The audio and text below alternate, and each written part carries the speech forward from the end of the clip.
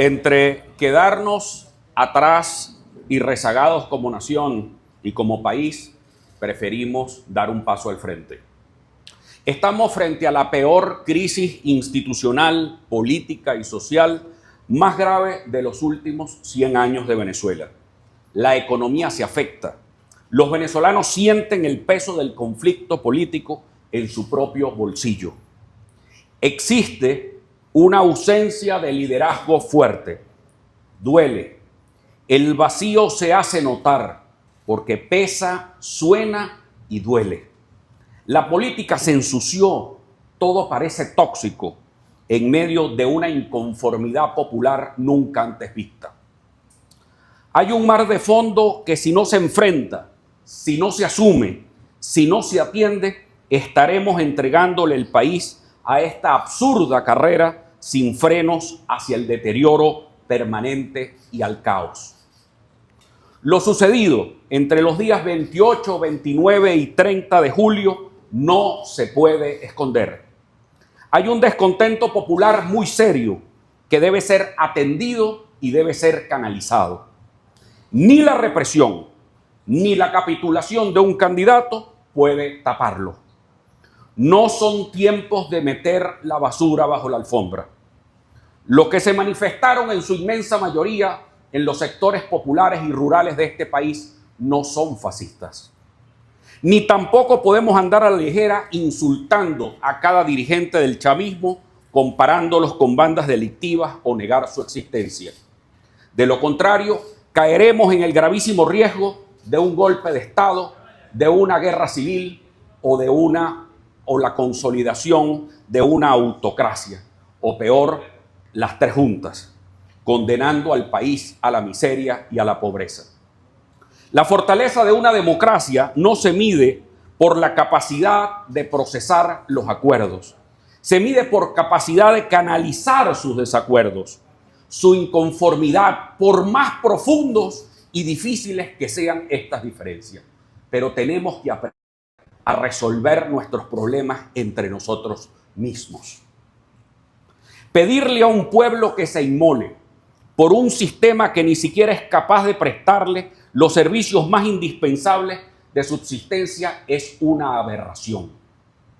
Y también exigirle a un pueblo que se inmole frente a la represión y se rebele contra el sistema mientras sus líderes están a buen resguardo es un acto de extrema cobardía.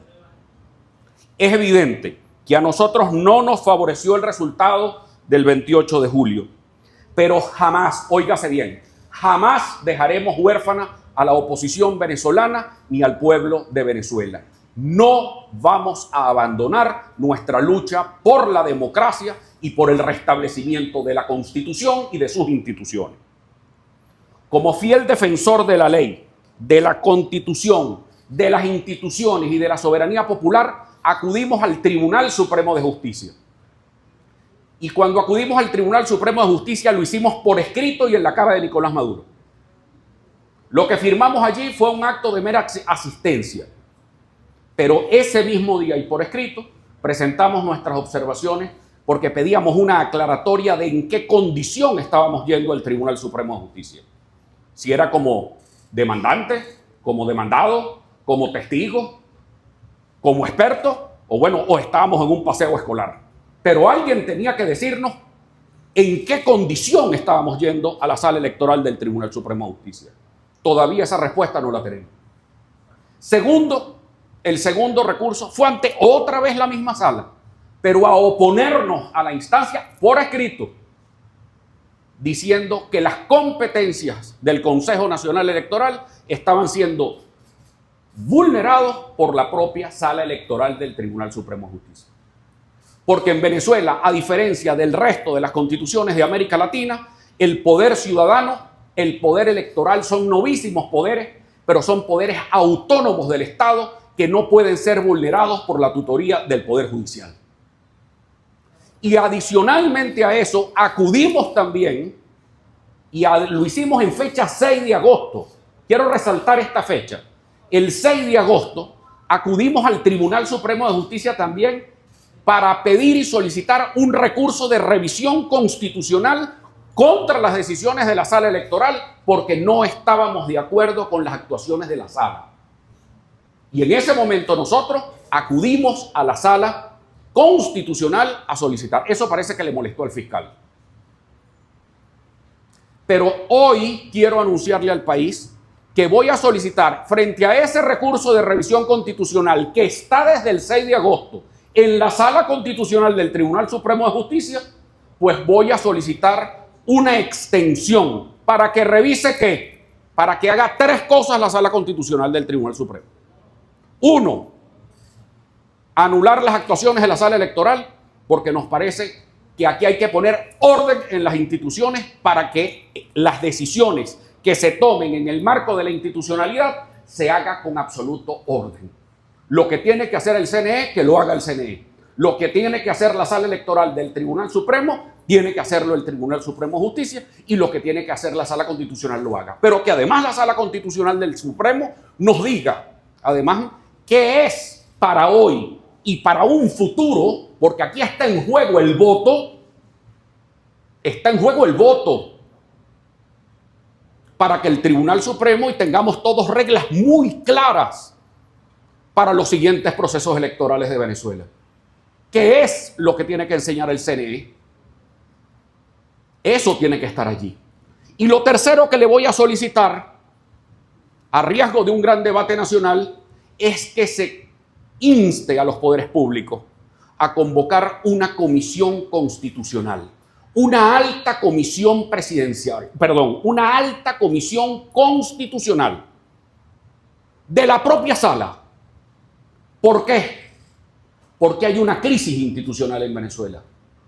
Pero necesitamos una alta comisión constitucional donde se genere el gran debate nacional, porque tiene que ser un debate soberano, tiene que ser un debate nacionalista, tiene que ser una instancia que dentro de la Constitución podamos distinguir, podamos nosotros generar las reformas que el país está exigiendo. Hay unas reformas que el país exige y yo les voy a facilitar a todos, además, la argumentación de este recurso, de esta extensión, y por eso además mi silencio durante tanto tiempo, porque lo había dedicado a estudiar, a ver qué solución le planteamos al país, porque no me voy a quedar con los brazos cruzados mientras hay una inconformidad popular tan grande y el sistema democrático y la legitimidad están en juego. Entonces aquí no nos tiene que tutoriar nadie. No necesitamos un debate tutoriado ni por los americanos, ni por los chinos, ni por europeos. Necesitamos un diálogo en Venezuela, con seriedad y con responsabilidad, viéndonos a la cara, sin represión, sin amenaza, porque no vamos a tolerar ningún tipo de amenaza, ni ningún tipo de chantaje tampoco. Pero es bueno que aquí el debate sea aquí, en Caracas, pero además en el marco de la Constitución, que tiene las salidas para esto. Nosotros estamos viviendo en Venezuela una crisis del presidencialismo. Tenemos la misma figura presidencial que dejó Juan Vicente Gómez. Y eso es una realidad, que tenemos que revisarla y discutirla. Hoy el presidente de la República, esa figura presidencial caudillesca, nos impide la salida y los cambios democráticos que el país está requiriendo. Porque no se trata de sustituir un caudillo por otro. Se trata que no hayan más caudillos en Venezuela. Hay una sociedad moderna y democrática que quiere una república democrática, una república donde quepamos todos. No es el quítate tú para ponerme yo, es que haya un cambio real. Y ese cambio real va de la mano de una reforma puntual también a la Constitución, porque ya basta del exceso de presidencialismo en Venezuela. El presidente de la República, ¿qué es? Jefe del Estado, jefe del gobierno, jefe de la hacienda pública, jefe de la educación, comandante en jefe de la Fuerza Armada, bueno, y cuanta cosa, y hasta novio de la madrina. Ese caudillo, esa figura caudillesca en la Constitución venezolana, que tiene prácticamente ya 80 años, que ha venido variando en el tiempo, que cuando Gómez no se elegía de manera directa, y que después se comenzó a elegir de manera directa, es verdad. Que con la Constitución del 99 asumimos una democracia participativa y protagónica, es verdad. Que ahora tenemos una sala constitucional del Tribunal Supremo, vamos a usarla. Que tenemos nuevos poderes públicos en Venezuela, claro. Y esos nuevos poderes públicos, por este conflicto político entre una clase política desplazada del año 98 y con una clase política desplazante, entre el conflicto de desplazados y desplazantes, pues este país no ha podido vivir ni un día de tranquilidad. Por eso tenemos que asumir esto con madurez y seriedad, porque son los niños los que no están comiendo en las escuelas venezolanas. Es la economía y la soberanía venezolana que ha estado conculcada por una intervención sobre nuestros asuntos petroleros impensable, porque sí es traición a la patria. Pero aquí tenemos que bajarle dos. O nosotros nos ponemos de acuerdo, o los demás nos van a poner de acuerdo. Y eso es lo que yo no quiero que pase. En España costó 1 millón de muertos un diálogo, porque el diálogo igualito tuvo que llegar antes de los muertos o después de los muertos. Pues yo quiero que en Venezuela, como los muertos no lo ponen los rolos de vivos, sino los pone el pueblo, entonces yo quiero evitar los muertos. Y la única manera de hacerlo es a través de la vía constitucional. Una alta comisión constitucional que en 6 meses le proponga al país una serie de reformas que faciliten un cambio democrático de acuerdo a la legitimidad y con un sentido grande de la historia venezolana y de la grandeza. Yo no le puedo prometer al país, la verdad que no le puedo prometer soluciones mágicas ni soluciones para allá, pero tenemos que sembrar ya el inicio de un debate y una discusión para que esos cambios lleguen y no tengamos que seguir esperando 25 años de soluciones mágicas. Es entre los venezolanos que tenemos que resolver esto. Quiero además decirle que he pensado que esa comisión constitucional, que esta alta comisión constitucional, sea también llevada y protagonizada por rectores de las universidades que son aceptados por todos. El rector Víctor Rago de la Universidad Central de Venezuela, el rector Arturo Peraza de la Universidad Católica Andrés Bello, y también del lado del chavismo. ¿Por qué no pensar en la rectora Sandra Oblitas o en el rector de la UNEFA? Aquí todos hacemos falta. Porque es que si nos excluimos, no, es que tú no porque tú no, y tú no porque tú no. Entonces vamos a continuar con esa guerra cainita, esa guerra de Caín y Abel del siglo XIX, donde los liberales le decían a los conservadores excluyentes y los conservadores le decían a los liberales banda delictiva. Es decir, que estos epítetos no son nuevos, pero lo que estamos experimentando es un retroceso enorme en la historia de Venezuela. Fuimos los constructores de una democracia moderna en el siglo XX. Aspiro que en el siglo XXI tengamos también la responsabilidad histórica de llevar a cabo una democracia popular, inclusiva, incluyente, moderna, ejemplo para los demás países de América Latina. Nicolás Maduro aquí tiene la palabra también. Es inconcebible, además, que existan factores políticos en Venezuela que aquí estén esperando que pasen las elecciones norteamericanas. Pero qué falta de soberanía y patriotismo es eso, chicos. No, a mí no me importa si gana Donald Trump o Kamala Harris. Bueno, tengo mi corazoncito con Kamala Harris, pero la verdad es que no quiero que dependamos de la elección americana para el futuro de Venezuela. Tiene que ser un futuro nuestro. Y sé por qué lo digo. Ahora, el camino no puede cerrarse. Y eso es con Nicolás Maduro. Debemos recomponer la estabilidad democrática. Eso no se hace por un golpe de Estado, se hace por el día del diálogo, del debate y de las instituciones. El elemento central aquí es la paz, no la pax romana, no es la pax de la represión, no es la pax del silencio, es la paz del entendimiento. Son dos cosas diferentes. Con visiones diferentes, a veces opuestas, pero debemos garantizar que existan plenamente. Presidente Maduro, acepte esta petición que haremos a la Sala Constitucional del Tribunal Supremo de Justicia. En nombre del pueblo que se le opone, al pueblo inconforme, le exigimos abrir un proceso de debate, de diálogo, que permita las rectificaciones históricas que nos llevarán a la satisfacción colectiva y no al despeñadero de la vuelta a los golpes de Estado, a guerras civiles o a la peligrosa consagración de una autocracia que impida cualquier posibilidad de desarrollo. Rescatar el espacio del diálogo, del debate, de la confrontación de ideas. Confrontación de ideas, sí, porque no me gusta pensar igual que los demás, ni acepto amenazas de nadie ni chantajes tampoco. Tiene que ser dentro de la ley, de las instituciones, y tiene que darse ese espacio nacional. Debemos llegar a acuerdos, a pactos de Estado por los niños de Venezuela, por las madres de Venezuela. Tenemos que ser capaces nosotros mismos de lograrlo. Y así como hoy quiero cerrar también esta intervención pidiendo que así como piden cerrar el caso de Edmundo González, yo quiero exigir también que se le cierren los casos a los cientos de detenidos de los barrios populares que no tienen quien hable por ellos.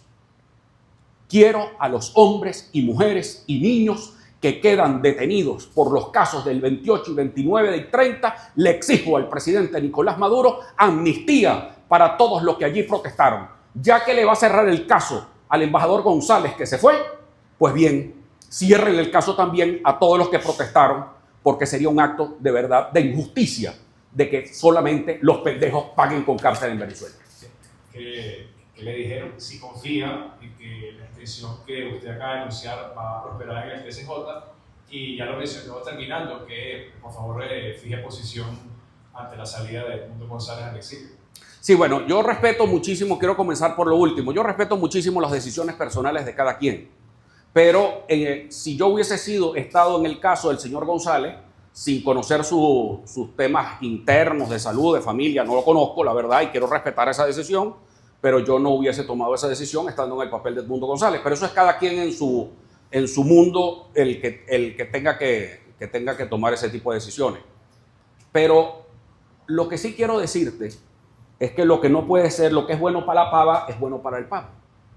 No puede ser que, bueno, Edmundo, se cerró Edmundo, chao Edmundo, y no hay problema y le cerramos el caso a Edmundo. Ay, ¿qué pasa que los que protestaron por Edmundo? ¿Lo vamos a dejar? No. Yo le exijo la libertad a todos los que protestaron también por la causa de Edmundo González, el señor que se fue. Ahora, porque a mí me duele la gente de los barrios, las mujeres y los niños que salieron a protestar y no tuvieron quien los defendiera. Eso me duele y me duele en el alma. Quisiera verlos libres.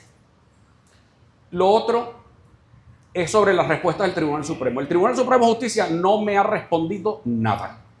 Es más, quiero decir que el Tribunal Supremo de Justicia le debe a los venezolanos, que es quizá por eso el CNE tampoco le ha respondido al TCJ, es que la decisión de la sala electoral está por la mitad. Es decir, la sentencia de la sala electoral está incompleta. Le falta completo los requisitos establecidos en el 243 del Código de Procedimiento Civil, que es que cualquier estudiante de Derecho lo sabría.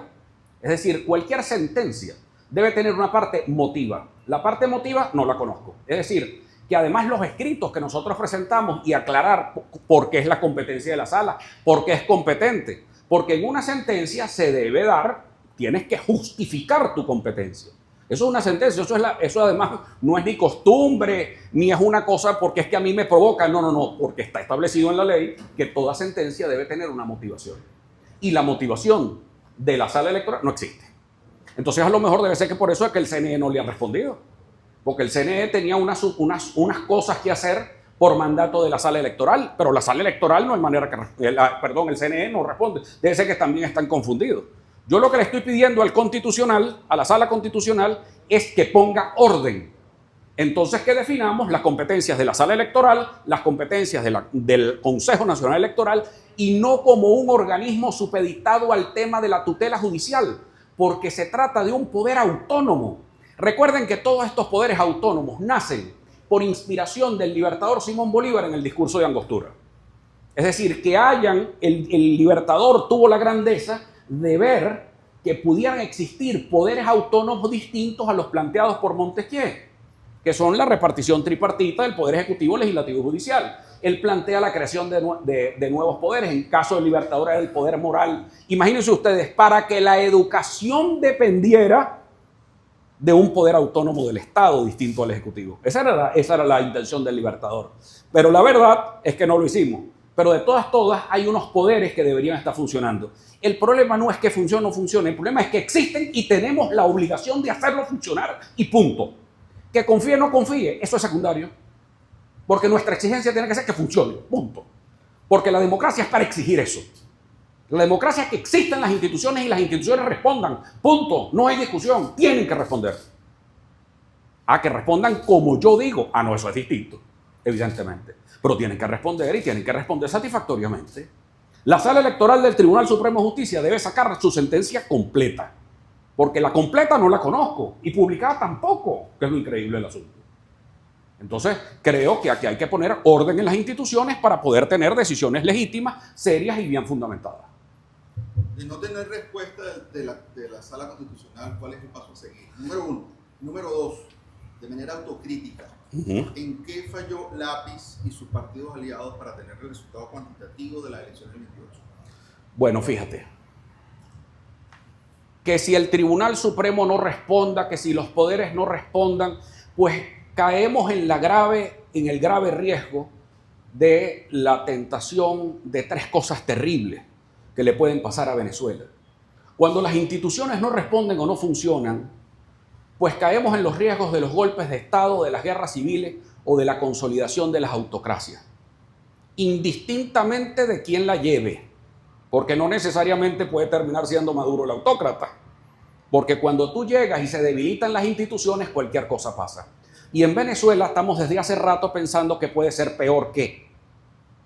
Yo recuerdo por ahí a mi abuela diciendo que peor puede ser el gobierno de Pérez, y resulta que vino otro que fue peor, y peor, y peor, y peor, y peor. Es decir, que cuidado y la capacidad de asombro no se nos quita de que puede ser peor que Maduro y puede venir otro peor. Pero para evitar eso tienen que consolidarse las instituciones. Por eso estoy pidiendo que creamos dentro de la Constitución y dentro de la soberanía, dentro del nacionalismo, que nosotros podamos tener dentro de nuestro orden constitucional y de nuestro orden legal una alta comisión constitucional que pueda servir de escenario para el debate, para el encuentro, incluso para que lleguemos a las reformas. Nosotros vamos a ir nosotros estamos listos para debatir reformas. Y yo creo que el presidencialismo en Venezuela es la gran causa de esta debacle. Porque el problema es que siempre buscamos cambiar de caudillo. Y lo veía en estos días en una reunión. Es que siempre tenemos que buscar a ver quién es el caudillo que nos va a dirigir. Y ese es el problema de fondo. Y a Nicolás Maduro, no solamente que no lo quieren como caudillo, sino que es que no tiene chequera, y caudillo sin chequera tampoco sirve. El problema es que el caudillo aquí tenía chequera por muchos años. A partir de 1928, déjenme decirles que el modelo que tenemos está intacto. Es el modelo del caudillo, del gendarme necesario, junto a la chequera petrolera. Ese modelo simplemente se ajustó en los tiempos de Betancourt, en la Constitución del 61, para luego ser alternativo. Pero era un pacto de élites entre caudillos. Entonces, ahora te toca a ti, ahora me toca a mí. Pero no se trata de te toca a ti, me toca a mí. Se trata es que Venezuela tenga una república, que pongamos en funcionamiento los poderes absolutamente entre ellos. Te voy a decir, usted es utópico, usted es Walt Disney. No, yo no me metí a gafo. Lo que estoy diciendo es la ruta que deberíamos seguir para evitar estar pidiendo golpes de Estado, intervenciones militares extranjeras y cosas de esas que por mi boca no van a salir jamás. Por eso mi lucha, mi camino, mi ruta tiene que ser ahí. La autocrítica. Bueno, ¿qué te puedo decir? Bueno, yo creo que a veces decir la verdad no es popular. Y eso nos costó. Pero a mí no me importan los costos, siempre y cuando uno tenga, a veces cuesta decir te lo dije.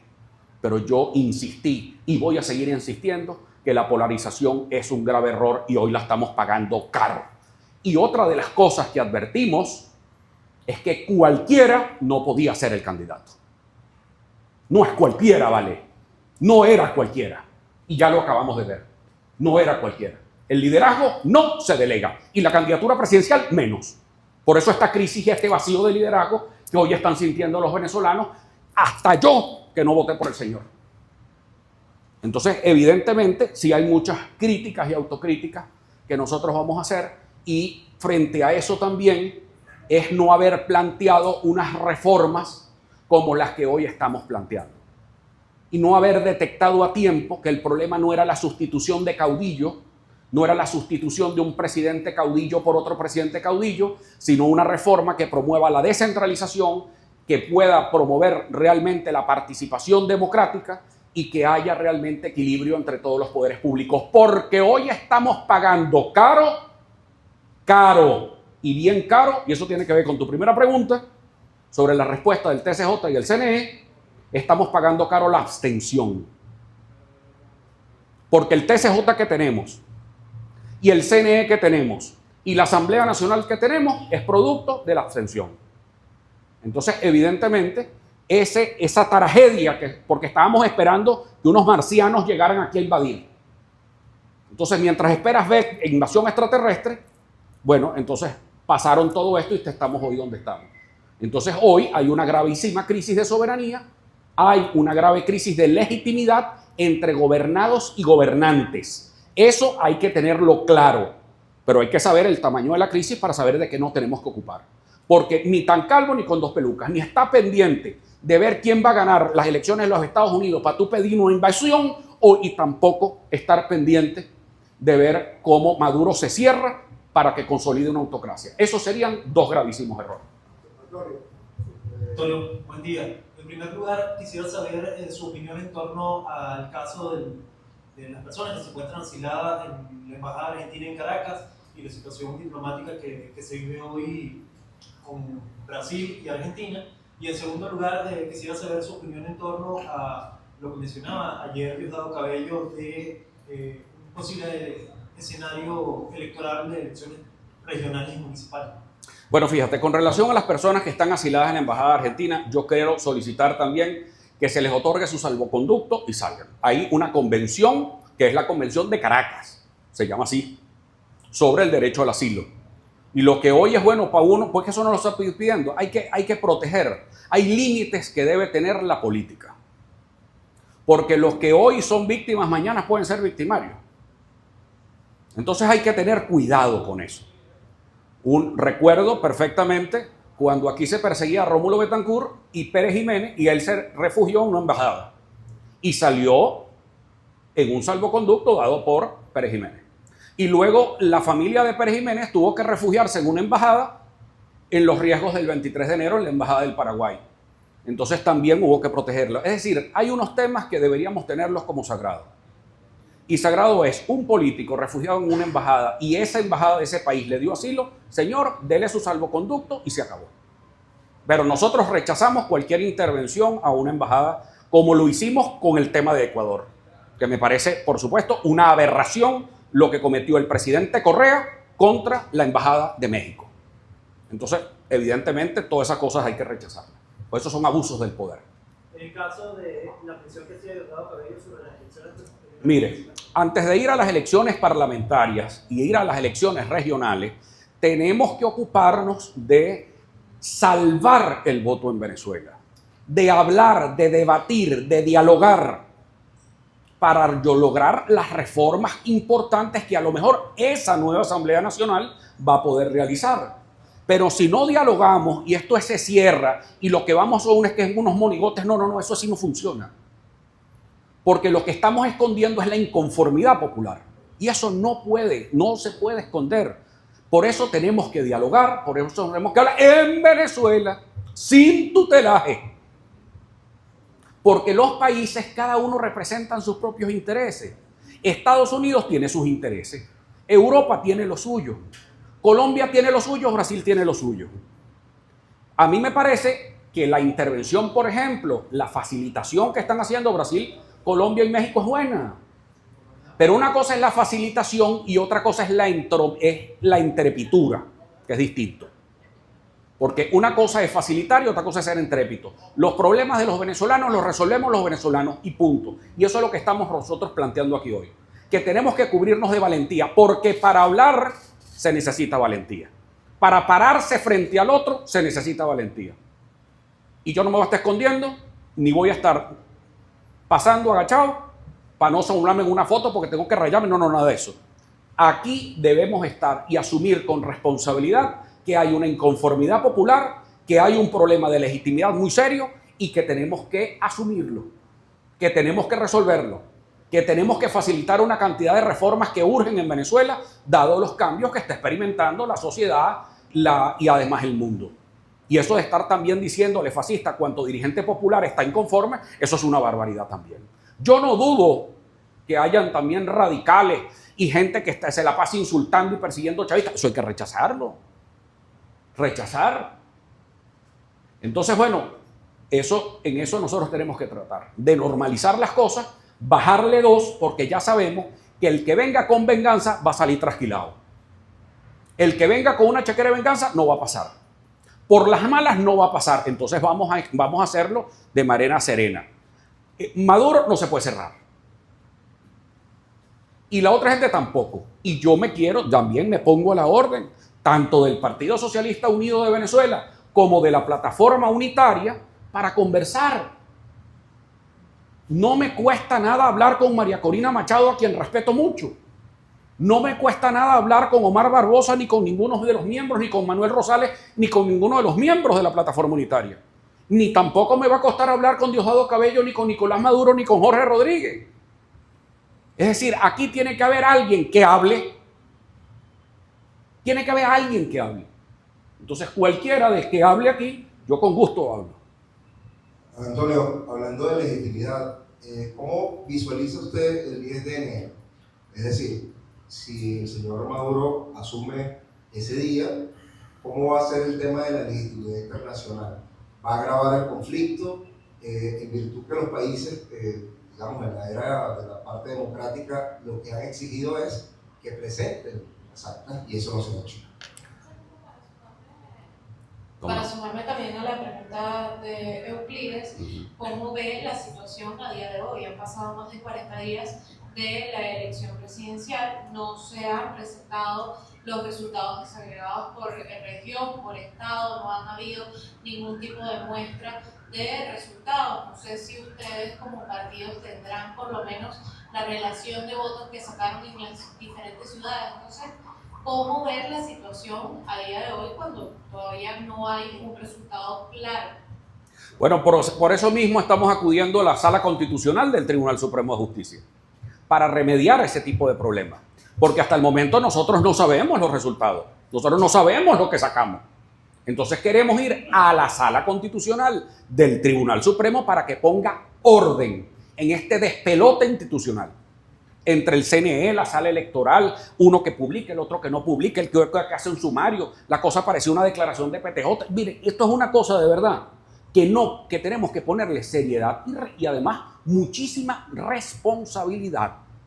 Y eso no lo tiene que venir a decir la Unión Europea, ni lo tiene que decir la ONU, ni la tiene que decir la OEA. Somos nosotros aquí en Venezuela. Y eso le conviene a todos. Porque el problema de la legitimidad es un problema grave. Por el problema de la legitimidad hay que asumirlo. Porque cuando se quiebra la legitimidad comienzan los riesgos. ¿Y cuál es el riesgo? El riesgo del golpe de Estado. Miren, hay una cita de Talleyrand a Napoleón que le decía: con las bayonetas puede hacer usted lo que quiera menos sentarse sobre ellas. Es decir, estamos a tiempo de hacer un gran debate dentro de la Constitución, dentro de las instituciones. La Constitución tiene unas herramientas espectaculares. Tiene hasta unas cláusulas abiertas de adquisición de nuevos derechos humanos. La Constitución del 99 es una gran Constitución. Y los que no votaron por ella en el 99 lo sacaron y la votaron en el 2007 contra la reforma. Es decir, una Constitución que tiene mucha carga de legitimidad. Usemos la Constitución para resolver los conflictos. Y creo que el conflicto es de fondo. Lo que sí tenemos que saber es que el problema no solo es de legitimidad, es un problema más grave que eso. Es una gran crisis y el tamaño de una crisis es un problema muy complejo. Y lo conversaba en la Universidad Central, porque no he parado de reunirme en estas 3 semanas buscando explicaciones y buscando ver cómo me paraba yo aquí y cómo le podía ser útil al país. Es que tenemos que ser útiles al país en este momento. Entonces, ¿cuál es la utilidad? Es saber que la crisis no es pequeña, que la crisis ya pasó, que esto no ha pasado nada. No, la crisis es grave, la crisis es profunda, la crisis es seria. hay descontento, hay inconformidad. La gente está inconforme. Entonces, y para que hayan inversiones en Venezuela, yo quiero promover inversiones en Venezuela. Todos los políticos venezolanos deberíamos ser ya en un pacto de Estado grandes promotores de la inversión en Venezuela, de traer nuevos inversionistas a Venezuela. Pero ¿cómo traes también inversionistas así? Tienes que generar confianza. Todos tenemos que generar confianza. Ahora esa confianza precisamente está en que no lleguemos al 10 de enero con este caucho espichado, sino que necesitamos reparar el carro para llegar bien al 10 de enero. Y con una agenda tenemos que llegar al 10 de enero, con agenda.